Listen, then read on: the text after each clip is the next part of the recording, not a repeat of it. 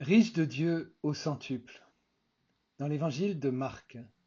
En ce temps-là, Jésus se mettait en route quand un homme accourut et, tombant à genoux, lui demanda: Bon maître, que dois-je faire pour avoir en héritage la vie éternelle? Jésus lui dit: Pourquoi dire que je suis bon? Personne n'est bon, sinon Dieu seul. Tu connais les commandements. Ne commets pas de meurtre, ne commets pas d'adultère, ne commets pas de vol, ne porte pas de faux témoignages, ne fais de tort à personne, honore ton père et ta mère.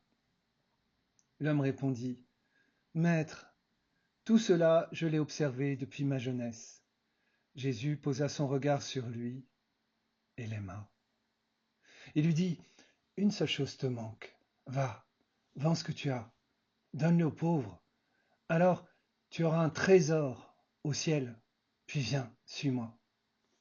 Mais lui, à ces mots, devint sombre et s'en alla tout triste, car il avait de grands biens. Alors Jésus regarda autour de lui et dit à ses disciples: Comme il sera difficile à ceux qui possèdent des richesses d'entrer dans le royaume de Dieu. Les disciples étaient stupéfaits de ces paroles. Jésus, reprenant la parole, leur dit: Mes enfants, comme il est difficile d'entrer dans le royaume de Dieu. Il est plus facile à un chameau de passer par le trou d'une aiguille qu'un riche d'entrer dans le royaume des cieux. De plus en plus déconcertés, les disciples se demandaient entre eux: Mais alors, qui peut être sauvé?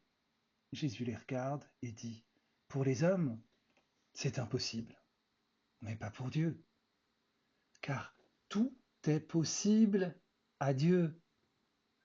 Pierre se mit à dire à Jésus: Voici que nous avons tout quitté pour te suivre.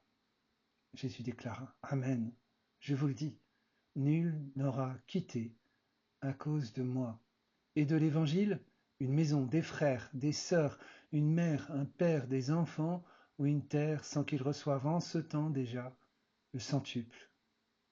Maison, frères, sœurs, mère, enfants et terre avec des persécutions, et dans le monde à venir, la vie éternelle. Acclamons la parole de Dieu. Heureux les pauvres de cœur, le royaume des cieux est à eux. Voilà le bonheur dans lequel Jésus veut faire entrer ce jeune homme et chacun de nous. Il a soif, il court à la rencontre de Jésus. Cela me rappelle les catéchumènes dans leur entrée en église. Que demandez-vous à l'église de Dieu? La foi. Et que vous apporte la foi? La vie éternelle. Ici, c'est un homme qui cherche depuis sa jeunesse à suivre les commandements. Mais quelque chose lui manque, il a soif, et en entendant Jésus, il sent cette bonté qui rayonne de lui. Il est attiré. Remarquons l'humilité de Jésus. Personne n'est bon sinon Dieu seul. Chez Marc, Luc et Matthieu, Jésus ne dit jamais je suis Dieu. Il veut que les personnes découvrent le mystère de sa personne. C'est en marchant à sa suite que l'on découvre que Jésus est le Verbe qui s'est fait chair, Dieu qui vient à l'homme, à moi. Humilité, douceur de Jésus qui respecte mon cheminement de foi, mes lenteurs à me convertir. Patience de Dieu pour que je m'ouvre à lui. Quand le jeune homme dit à Jésus qu'il suit les commandements depuis sa jeunesse, Jésus pose son regard sur lui et l'aime. Ne passons pas trop vite. C'est moi que Dieu regarde, contemple dans tout ce que je cherche à vivre, à l'écoute de son appel à aimer. C'est moi que Dieu aime dans ce regard d'amour.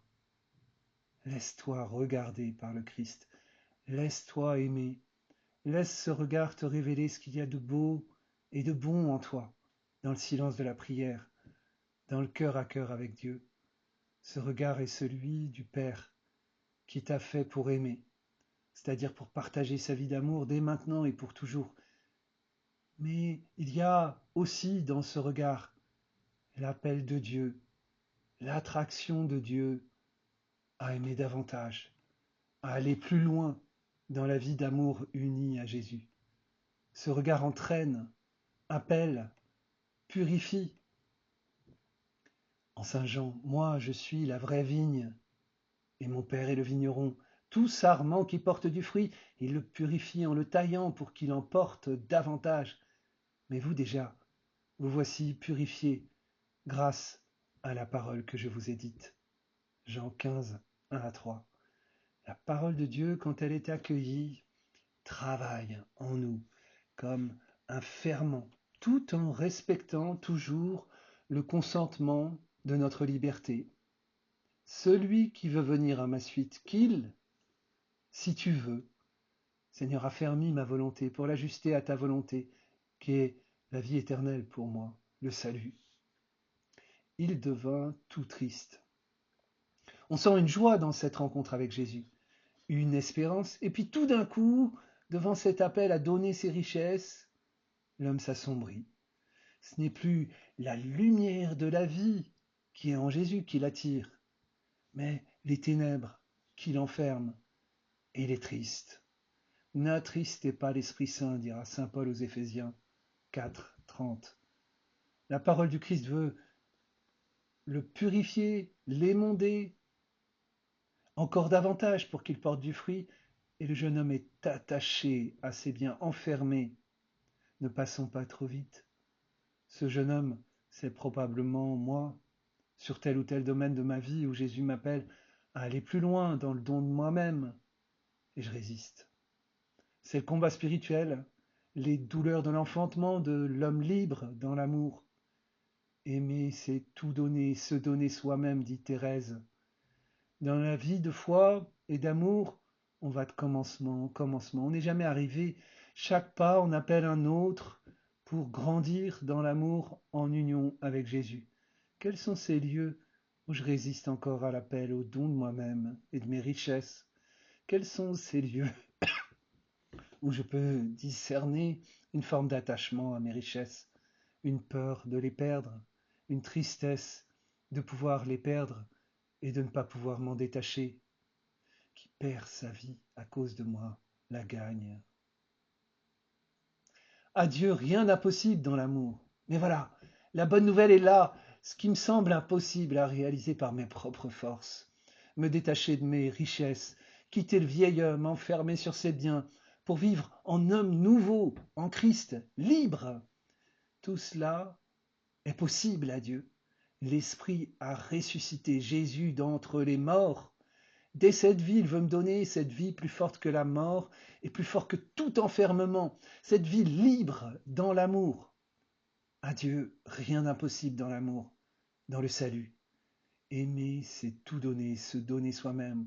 À chaque fois que je vis un peu plus cet appel, je reçois au centuple. En fait, c'est incomparable ce que l'on reçoit avec Jésus. C'est inquantifiable. C'est le déjà-là de la vie éternelle. C'est le royaume. C'est Jésus. À chaque fois que je trouve cette porte étroite du don de moi-même, que je renonce à une vie centrée sur moi, je reçois déjà dans cette vie un avant-goût du ciel et la promesse de son accomplissement après la mort. Écoutons la façon dont le psalmiste relie sa vie. Psaume 62. Dieu, tu es mon Dieu, je te cherche dès l'aube. Mon âme a soif de toi, après toi languit ma chair, terre aride, altérée, sans eau, ton amour vaut mieux que la vie. Tu seras la louange de mes lèvres. Toute ma vie je vais te bénir, lever les mains en invoquant ton nom. Comme par un festin, je serai rassasié. La joie sur les lèvres, je dirai ta louange en invoquant ton nom. Dans la nuit, je me souviens de toi et je reste des heures à te parler. La grande Thérèse d'Avila disait quant à elle, croire qu'un être qui s'appelle l'amour habite en moi, à tout instant du jour et de la nuit, voilà ce qui a fait de ma vie un ciel anticipé. Et moi, en entendant vous recevrez au centuple, comment je relis ce don de Dieu dans la vie et la suite du Christ? Bon partage.